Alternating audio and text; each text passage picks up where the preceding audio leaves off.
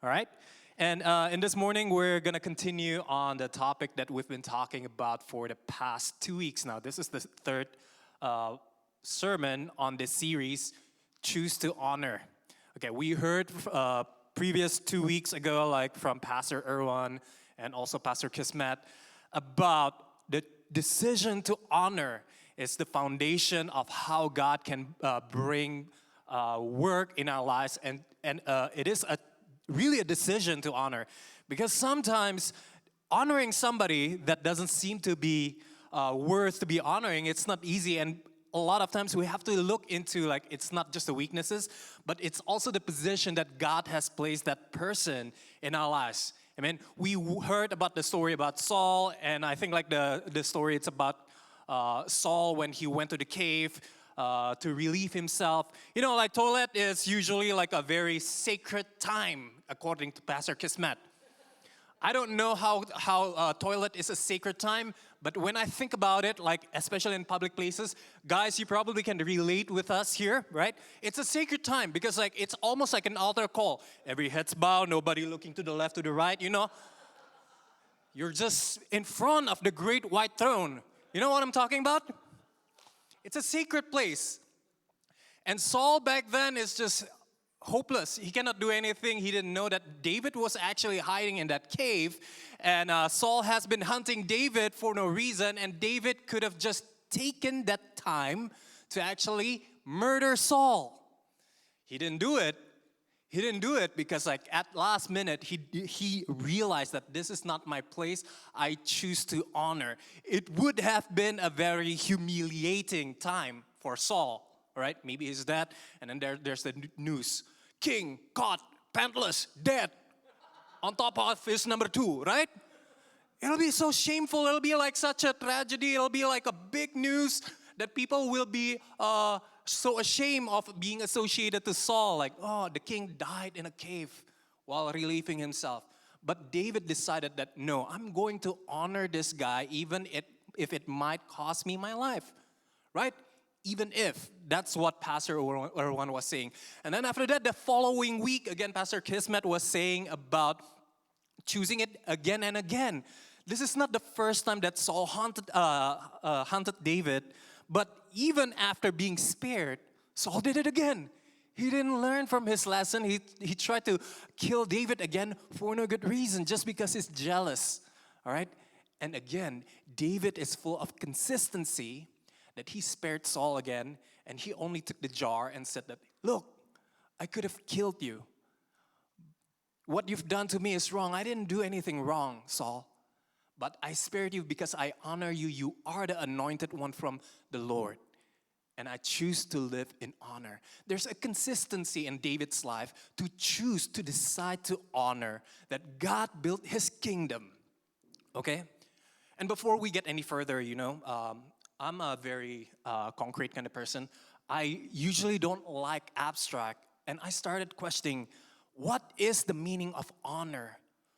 Really, when we're talking about honor, why is it so abstract? Is it respect? Is it purely just respect? Is it just a feeling of that I admire somebody? Is that what honor is? Because like if it's a feeling, how many of you can relate with me that sometimes you cannot control how you feel about somebody or a situation or circumstances?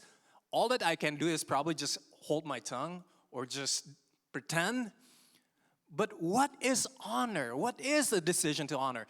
And the more I look into this, the more fascinating it becomes. Because the word honor itself comes from the word kavod. Kavod means weight.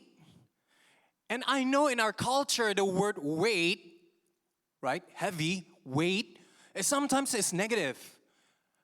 Kavod, weight, is negative a lot of times when we think about it in our culture. If you don't trust me, tell your spouse, you're so glorious today. You're so honorable today. You're so weighty today. You will get slapped in the face. Right, honey? You're glorious.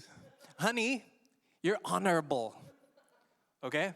Has a different meaning. But really, back in the ancient days, the word kavod is so meaningful because unlike in our culture and society today, when you're going to a store and you're paying for something, you have a cash that tells you the value of it, right? $100, $50, $10, right? Back in those days, everything will be weighted on a scale. And the heavier it is, the more valuable it is. And that is the thing.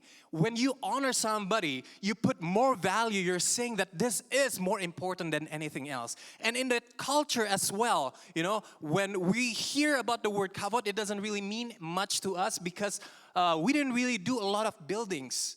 But in those days, a lot of people are involved in building and laying down stones and building such a great structure. And they all understand if you want to start anything, you have to start with the heaviest thing at the bottom as the foundation. It's so important because if you put anything light at the bottom and you start building on top of it, it'll crack. It will not be able to handle the pressure of stuff that you put on top of it. It's super duper important that you put honor, that you put something that is great, honor, weighty at the bottom as your foundation. Because without it, it's impossible to build anything great.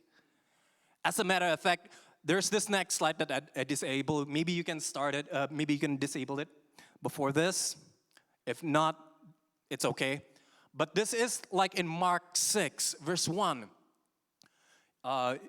This is a story about how Jesus started preaching. And you don't have to open it. I can just tell you the story. This is the story about when Jesus started preaching in his town country. People were so amazed by the teaching of Jesus. People were just so moved by what he did. Okay? And then they started asking, man, this is such an amazing preaching. This is such amazing teaching. This is such an amazing guy. Where did he came from? And people started noticing, hey, isn't this just Jesus? The father and the mother, we know it's Mary and Joseph, and they're just carpenter. They're just people who live among us. And they started losing respect. They started losing the honor because they feel like I know him. And when they don't have honor towards Jesus, it says here, something that we don't want to hear, it says that Jesus could not do much among them.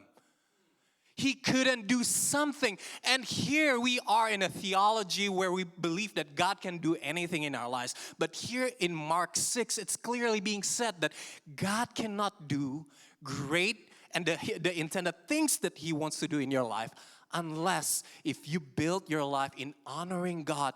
Honor is the secret ingredient. It's the key ingredient if you want to have God to move in your lives. There's no bypass around it. There's no work around it. If you want your life to be built, to have such an amazing thing where God can build on top of your life, where you expect for God to move in your life, you have to build your life on top of honor. That's why honor is super important. You can go to the next slide. Okay, I know like many of you, I'm a very super skeptical kind of guy. I'm very skeptical about life in general. As a matter of fact, when I met my therapist, they said that you have a trust problem. And I start arguing, no, I don't think so. There you go. Like, you just proved my point. Like, yeah, I know. I do realize that I have like a trust problem. Like, I scrutinize everything. I question everything. I want to know, where's the evidence? Where's the proof? All right? Talk is cheap. And not too long ago, and I believe that this is like true to all of us, that you have somewhat a trust issue, especially when it comes to businesses, when it comes to financial things, right? Many of us, we just don't trust banks. Many of us, we just don't trust those credit cards. But a couple months ago, I went for an adventure with my family. We went to this volcanic mountain where the road is just so rough. And being a true Indonesian before, like, you know, like all Indonesian, like when you're traveling, when it's snowing outside, you always wear flip-flops with you, you know. That's what I thought that volcanic mountain is. Like, you can go with flip-flop. I learned my hard lesson. No, you cannot go with flip-flops. Volcanic rocks are extremely hard and abrasive. And when we are going here, right, we rented a 4x4. We had to cross the river, which is already a miracle on its own. The kids were just screaming and happy. Yes, we're crossing the river, although we got stuck. Trust me, that was one of the moments where my heart feels like it stopped because we got stuck. But even after passing the river, we started ascending and descending volcanic rocks that are super abrasive, right? And we're going like, and on the going downhill, we can really feel like it's super rough. And then suddenly, pop! And then you start hearing a frequency, duk, duk, duk, duk. It can't be good. This is what happened. The tire blew up in the middle of nowhere where there's no one to rescue us. We're all alone, and there we are changing the tire. And not just the tire was the one that is broken. Actually, the rim is also broken. And being in Iceland here where there's no one else there, things are super costly. It costs us a couple $1,000 basically to replace this. And that is the moment where my heart sank. You know, okay, problem 1 got handled. Problem 2 got handled. We replaced the tire. Problem 3 got handled. We can go out. Problem 4, the replacement bill. I can't return the car to the car dealership. Here's your tire. Nice doing business with you. Not gonna happen. They want a couple $1,000s to replace this. And my heart sank. But that reminds me, oh, wait a minute. We paid this car, this 4x4, this heavy 4x4, using this credit card. And they said that there is a rental car insurance. I didn't really believe it at all until I pulled that small, simple, light plastic card and called the 1-800 number and talked with the representative. And not a lot of questions asked. They asked, are you safe? Yes, I'm safe. How much does it cost? It cost me about like $2,000+ to replace it. Covered. Covered. No argument. No ifs. Just send us the papers. Covered. That moment, I realized that great businesses, right, is built on top of trust. That businesses that trust, that me who are skeptical, now I become like a customer almost for life. Maybe for life, I don't know yet. But you gain my loyalty because you built your business on top of honor. That is the moment that I realized that you built a kingdom not on top of transaction, but out of a daily honor, honoring your word. That is kavod. The kavod is not the car. It's the word, it's the promise of what's going to happen. Okay, so let's move on. Before we get any further, I want to give you a little bit of context on the story here.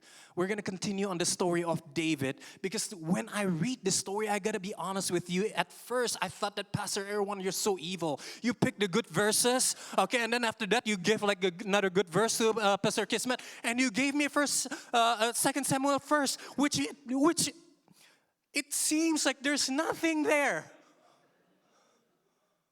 Why are you so evil? And the moment that I started reading, however, when I started reading the verse, right? And by the way, Pastor Erwan is really mean. Not only he gave me like 2 Samuel first, like it's super difficult. He also claimed, by the way, bro, next week I'm gonna preach out of 2 Samuel 9. So that's one for me. There's a great story about Mephibosheth, okay?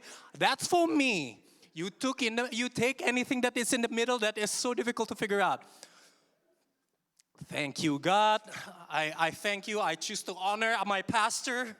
Even though he's evil to me, I choose to honor him.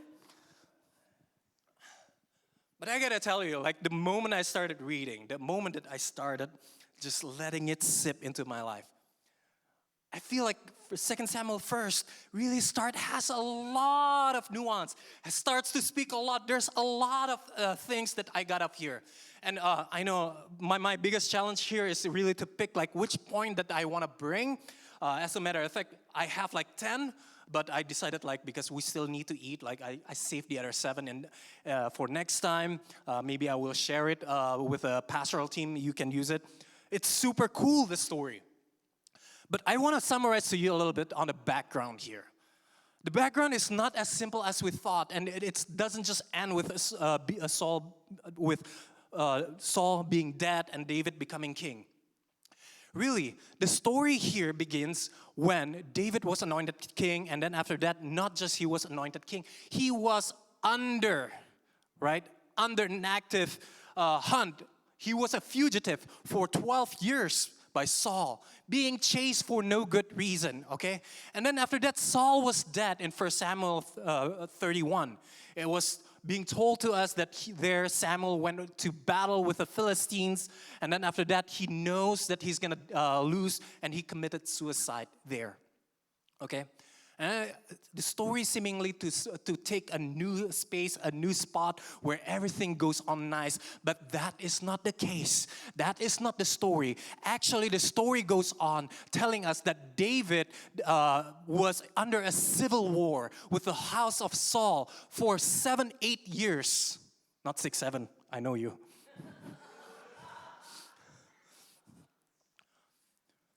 For 7.5 years. There's a battle, a civil war between the house of David and the house of Saul. The people who are loyal to Saul, they refuse to follow David. And people who crown David, they don't like the house of Saul because they know the promises of God that God has chosen David to be king. So it wasn't an easy task, okay? And then after that, it took them almost a full decade to build the kingdom, to unite the kingdom. And how many of us, we feel like when we're following God, we feel like we want it to be as a quick transaction. I do this for you, God. And then after that, I expect results immediately. Transaction. I give you tithing, you make me rich. I give you my time, God, you give me a spouse.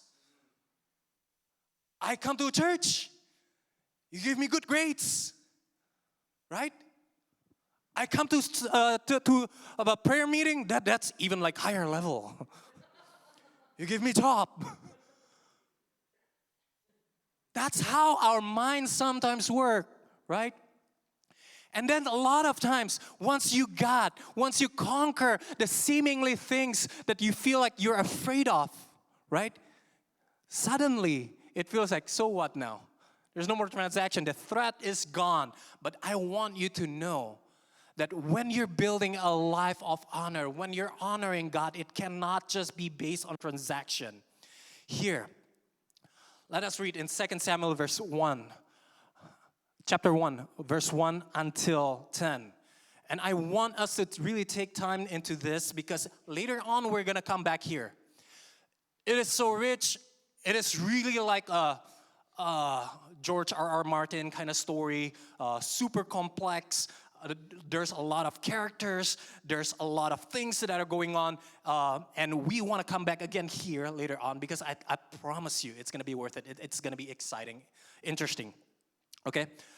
Verse 1, it says, shortly after Saul died, David returned to Ziklag from his rout of the Amalekites.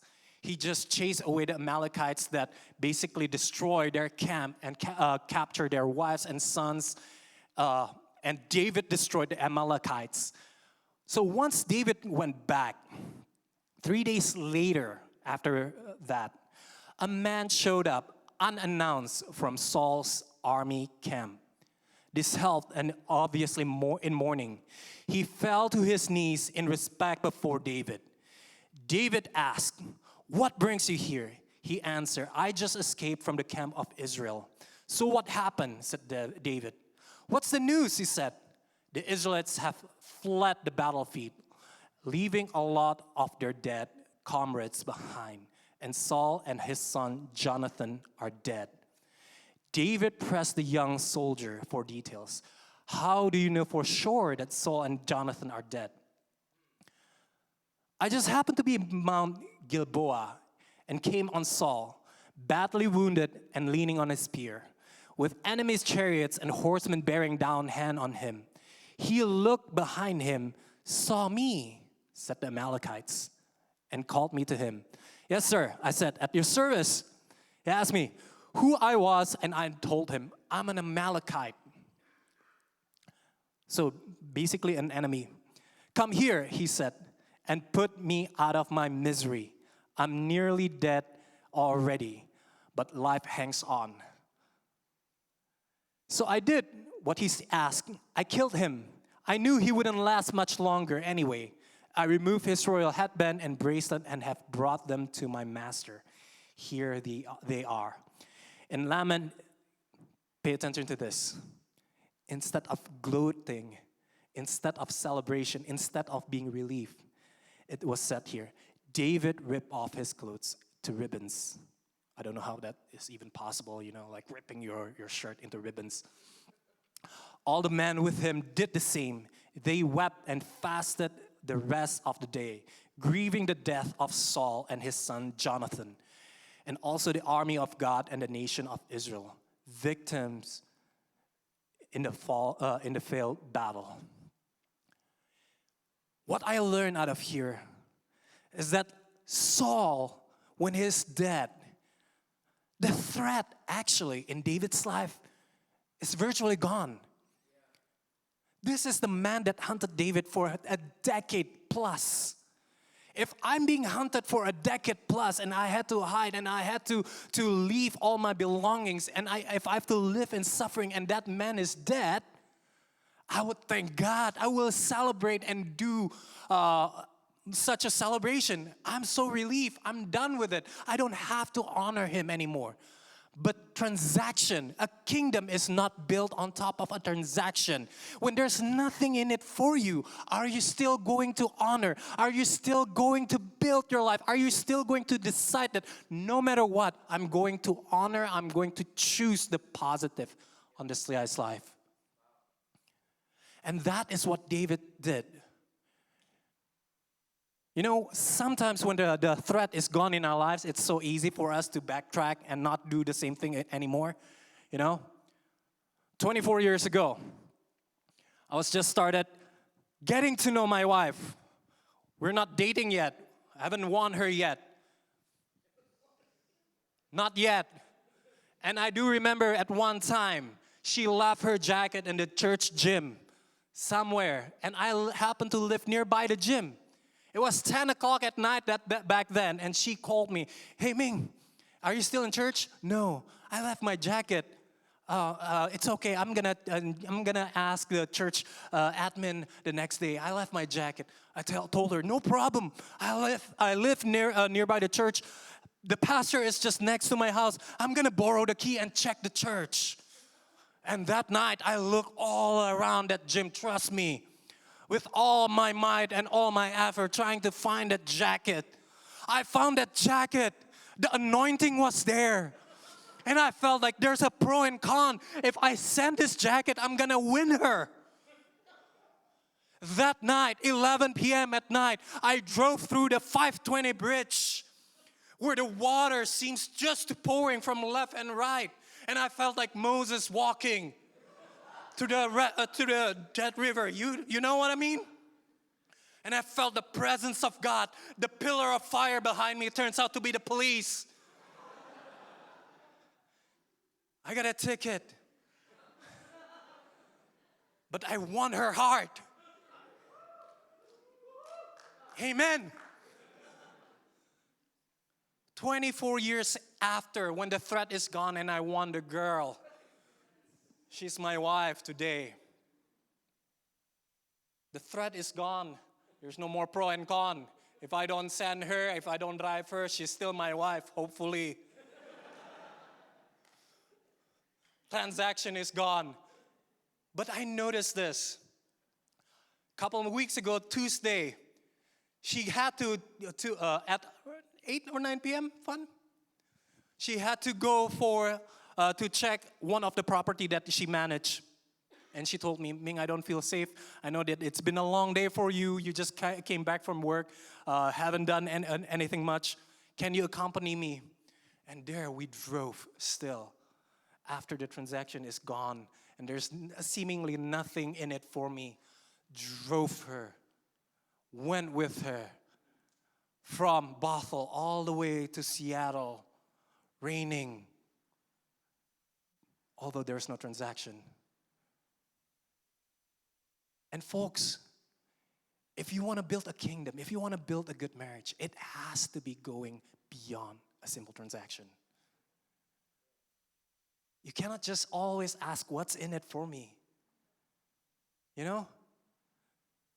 Sometimes there's nothing in it for you. Sometimes the threat is gone, but that is the test where a true character, where a true relationship is being tested. And the question today for us is that this: is our honor just for the chase, or is our honor for the covenant? Because a kingdom is not built on top of a single transaction. A kingdom is built on covenant. When seemingly there's nothing in it for you, are you still going to follow the Lord? Where seemingly everything in your life seems to be going positive, there's no threat, are still going to follow the Lord? When you're blessed, when things are good, the thing that you have been praying for suddenly came to fruition in the following year, will you still honor? Will you still honor? Will you still honor? Because a kingdom is not built on a single transaction. It is built on top of covenant. It is built on top of honor. Is our honor just a transaction? If it is, I think we gotta look beyond just the transaction, just the way that David did. Long after the threat is gone, he still honor the position that God has placed in his life. The second thing, you cannot build a new kingdom on old grievances. A lot of times, we as people, we like to remember and we like to search for the mistakes, the negative things that we've seen, okay? And trust me, that is not a good recipe if you want to build a kingdom. As a matter of fact, I want to play a very simple game right now. Can I have Stephanie, my wife, my beautiful wife, to come forward here? We're just going to play a very quick game. Let's give her a hand.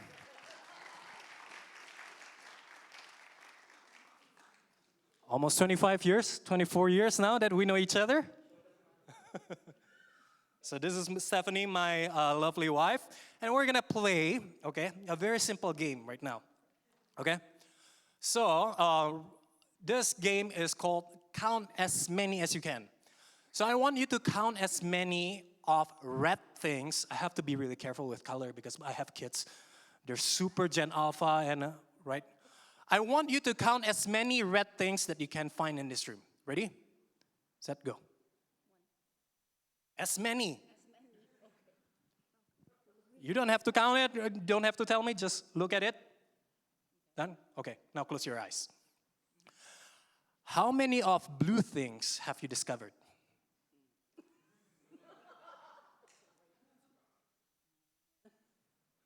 Okay, you can open your eyes again.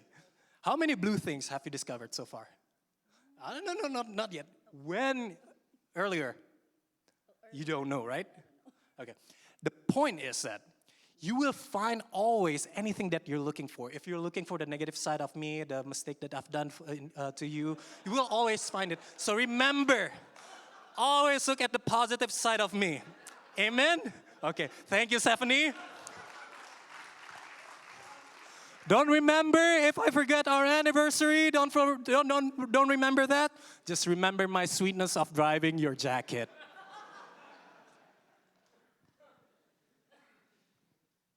But that is how human mind works. A lot of times we like to focus on the negative part. We'd like to focus on the mistakes. And David could have done the same, you know. Here, let's read it together. After the news came to David, he wrote this psalm. He wrote this song about Saul and Jonathan. And instead of saying the man that tried to kill me, and instead of trying to say like, that's what you deserve, this is what he said. Jonathan's bow was bold. The bigger they were, the harder they fell. Saul's sword was fearless. Once out of the scab, nothing could stop it. Saul and Jonathan beloved, beautiful, together in life, together in death, swifter than a pummeling eagles, stronger than proud lions, women of Israel, weep for Saul. He dressed you in the finest cottons and silks, spared no expense in making you elegant. The mighty warriors fallen in the middle of the fight. Jonathan struck down on your hills. Oh, my dear brothers, Jonathan, I'm crushed by your death. Your friendship, a miracle, wonder, love far exceeding anything I've known or ever hoped to know. The mighty warriors, fallen, and the arms of war broken to bits. To me, it's amazing. Like when the negative news came, when the good news, came to David, instead of gloating, instead of focusing on the negative part, David could have just easily count how many red things that Saul has done in his life. Okay, when I'm supposed to deliver the eulogy for Saul, I could have just focused on the red things in his life. 1, he tried to throw a spear at me. 2, he tried to throw a spear at me again. 3, again spear.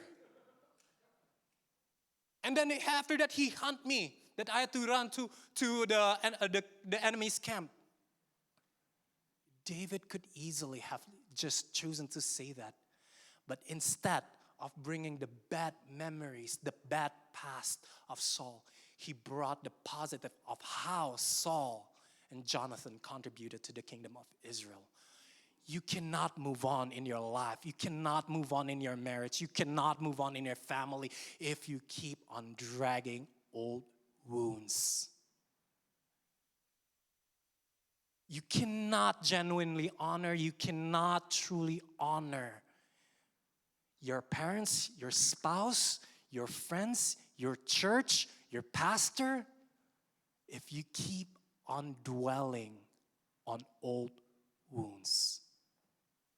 Not gonna happen. Because eventually you will feel like this is too heavy and you will just collapse and give up on honoring. David was consistent, and I believe that this is the key of his consistency, is that he refused to focus on the negative. And I'm not talking here that you don't see the negative part. You have to acknowledge that there's like the negative part in Saul's life. David recognized that, he acknowledged, but he did not focus. He did not allow that to be the defining thing out of Saul's legacy. Now in our lives, are we ready to forgive and leave the old wounds to embrace the new? That's the question.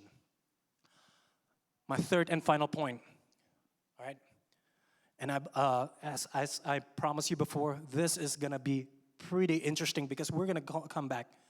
The third thing that you need to do if you really wanna build a true, genuine life that is honoring God, you gotta destroy the old ways. Let's continue here. 2 Samuel 1, verse 10 until 15. This is after the Amalekite that came back to David. Verse 10 until 15. This is what the Amalekite said. I stood beside him and killed him because I knew that after he had fallen, he could not survive. I took the crown that was on his head and band on his arm and have brought them to my Lord. Then David and all the men with him took on their clothes and tore them. They mourned and wept and fasted till evening for Saul and his son Jonathan, and for the army of the Lord, for the nation of Israel, because they had fallen by the sword. David asked him, weren't you afraid to lift your hand to destroy the Lord's anointed?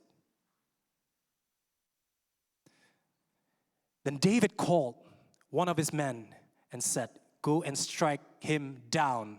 So he struck him down and he died. The Amalekite was struck down completely. And here's the juicy thing. Before this whole thing happened, this kingdom of Israel was at war with the Philistine. They were at a fierce war. And we know when you read 1 Samuel 31, that Saul actually committed suicide. He looked at his armor bearer and asked the armor bearer to kill him. And the armor bearer said, "No, I can't do this. You're the anointed one." And therefore Saul committed suicide. And after the armor bearer saw Saul committed suicide, he himself committed suicide.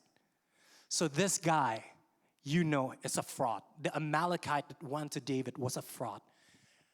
And another thing that happened, during this time of the battle, it was told to us that there's actually a battle between David, the house of David, and the Amalekites. Because the Amalekites choose to attack the village where David was and take their wives and children and stuff. And when David pursued them, 400 men, only 400 men managed to escape. And he most likely would have been that one person, one of the 400 that escaped, went by accident to the place where Saul was murdered. He took the headband and the armband because he was lucky finding it and brought them back to David. And he thought that it's a good news, all right? And he thought that David would have celebrated the fallen Saul, that Saul, the man that was so famous of hunting David, has now fallen. And he thought that we are going to celebrate together. I am going to get a position here. But no, this is what David is saying basically out of his consistency. Quietly celebrating the fall of others, we don't do that here in my kingdom. And he ordered for that Amalekite, the enemy that sometimes that delivered the good news to you, was murdered. How many of you know that sometimes the enemy like to come into your life bearing good news, seemingly good news, but you don't really know them? That is exactly what this Amalekite was. He's an enemy that ran away, and then after that he put on a good story saying to you, "Great news! You know this person that disagreed with you in church? You know this person, this brother that corrected you before? You know your leader? They have fallen. Celebrate. Such an amazing story. The person that contradict with you, they're dead. They're fallen. Celebrate." How do you feel inside, deep down inside of your heart? Do you celebrate or do you kill that message? Do you quietly celebrate or will you act as King David did? Because what King David said here, like the old ways has no room in this place.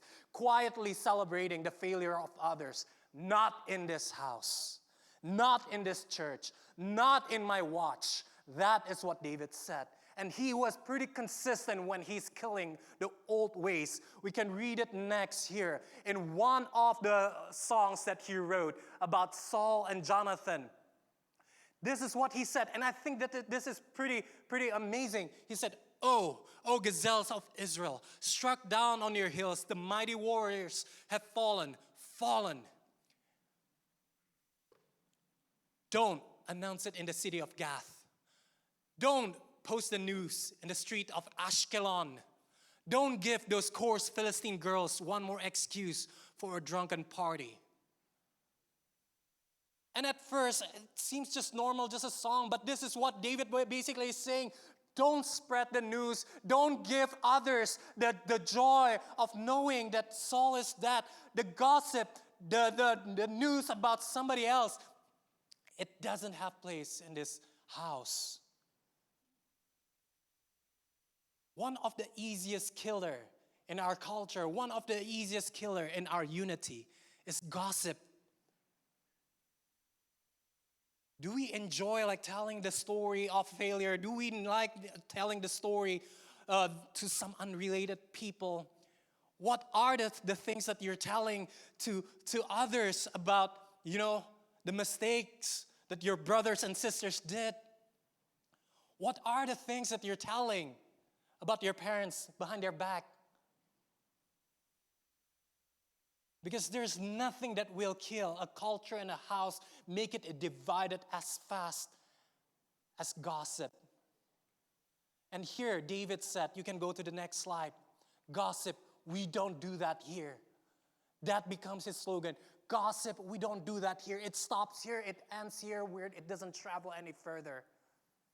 And the third thing that David stopped out of killing the old ways is that there's no culture of backstabbing. It ends here. Let's read it together. This is during the time when there is like the 7-8 years of civil war between the house of Saul and the house of David. It was being told to us that the house of Saul, he took one of the last, well, really the last son of Saul. His name was Ishbosheth, to be the king over Israel. Put it this way. He ruled over 11 tribes. David ruled over one tribe, the tribe of Judah. He was crowned over the king of Judah. And this guy here is the king over 11 other tribes. And you have to know that Saul actually was a mighty warrior. It was said that if you read the story of Saul, the first city that he rescued was Jabesh Gilead. And this is also the tribe that took down the body of Saul after being humiliated on top of the wall at the corpse of Saul. These are the people that took Saul back down, right? And they are understandably loyal to the house of Saul. But after knowing that David is getting stronger and stronger, and David does not bother these house of Saul, David is not trying to destroy them, right? Two men look into the opportunity that we can make it big. We can easily end this whole thing by killing Ishbosheth and bring it to David, and the kingdom will be united. So when Ishbosheth was asleep one time, these two men, they came in to the room, killed Ishbosheth, took the head, and then after that, here it says, they presented the head of Ishbosheth to David at Hebron, telling the king, here's the head of Ishbosheth, Saul's son, your enemy. He was out to kill you, but God has given vengeance to my master, the king. Vengeance this very day on Saul and his children. Seemingly done. The civil war is over. But here is what David did. David answered the brothers, Rechab and Baanah, son of Rimmon, the Beethraith, as surely as God lives, the one who got me out of every trouble I've ever been in. When the messenger told me, good news, Saul is dead, supposing I'll be delighted, I arrested him and killed him on the spot in Ziklag. That's what he got for his so-called good news. And now he show up, evil man who killed an innocent man in cold blood, a man asleep in his own house. Don't think I won't find you guilty of murder and rid the country out of you. And David commanded for those two men to be chopped into pieces and hung, as a story to everybody to know that backstabbing has no place in this house. Backstab culture, when you're saying one thing, you're pretending to be nice, you're pretending to be friends, and on the back, you're telling completely different story. You're bad-mouthing somebody. That is a backstabbing culture. And David said, that doesn't happen here. Not in my house. Because there's nothing that will destroy unity faster than a culture of gossip, backstabbing. David fully understood that. And he said, not under my watch. So will we end the old ways and embrace the new? Okay? And this is what happened. After David being all consistent with his life, being with honor and getting rid of the old culture. 2 Samuel 3, verse 35 until 37.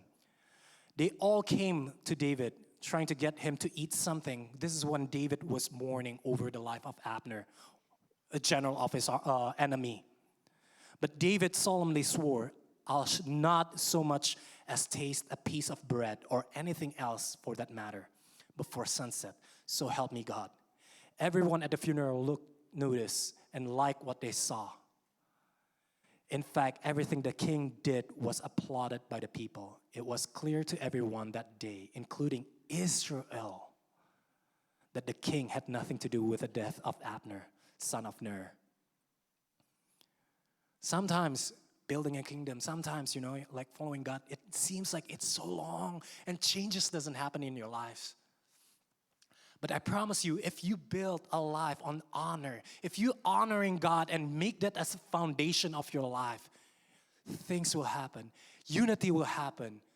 Broken pieces will be put together. And this, after 20 years, was the first time that David was where God was, honestly, not David, where God was able to unite the entire kingdom of Israel as one kingdom with one king, worshiping one God, being strong and no longer a laughing stock in the middle of the land that they live in. Are we willing to be committed in a long run, in a life of honor? Because if we do, we gotta be ready to give up the old ways. There's this story here. If you reach it for your pocket right now, some of you, half of you probably will end up with an iPhone, and most of you also will end up with a Samsung phone. Samsung is like one of the biggest and admired brand. But what most of us don't know is that Samsung actually started from being a shrimp company. They started off just by catching shrimp, and they started an electronic company. And their quality was so bad back in the 90s. It was a joke. Every one phone that you bought, right, out of every 10 phones that you bought, one of them will be defective, one of them will be broken. This is even before the crazy iPhone era. This is during the era where it's just a smartphone. It's just like a phone that you have like TFT screen, dot matrix screen. Some of you older folks, you know what I'm talking about. It doesn't have colors. Kismet, please don't hide. You know what I'm talking about. During this time, like Samsung was notoriously known as a bad manufacturer. Their quality was bad. And the CEO, Lee Kun-hee, back in 1995, he looked into his company and he decided like, enough is enough. This is not how we're gonna live. He gathered 2,000 of his workers. He gathered all the products, 150,000 phones at that time, right?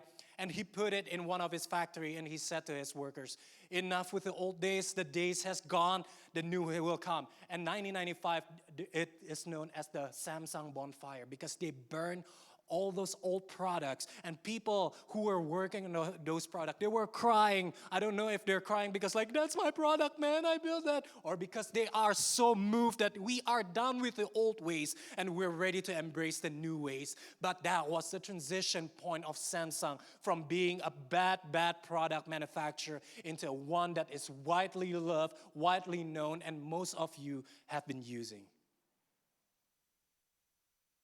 Sometimes in our lives, we gotta make that drastic transition where we're saying like, enough is enough. Let's embrace the new. Let's build our life on top of the new one. I understand. Life of honor, building your life on top of honoring God sometimes can be a challenge. But are we willing to start a new one? And are we ready to embrace the new one? Because if we will, remember, He's the biggest rock that should be put as our foundation. And anything that we put on top of it and around it will not crack it, but it will sustain it, it will last it.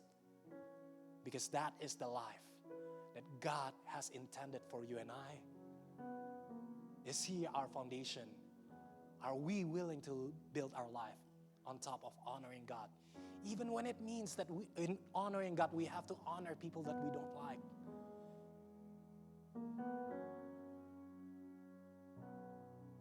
First John, it was said that, don't tell me that you will honor God if you cannot honor your brothers and sisters. That is what the word is saying. Because how can you say that you will honor God that you cannot see, but you won't honor your brothers and sisters that you have seen. You're liars. That is what 1 John was saying to the people. It was being told to the church because they were chaotic, they were backstabbing, they were gossiping around. And the word came saying that don't say that you honor God. You can honor God unless if you also learn to honor those who God has placed in your life. Sure, they might not be perfect, but what are you going to do about it? God never said that it's going to be easy, but are you willing? I certainly feel convicted. I certainly feel moved. As I mentioned, like it moved my heart a lot when I read those passages. I feel like I have to repent. I feel like I have to go back. I feel like I have to rebuild some part of my life where easily I have rejected to honor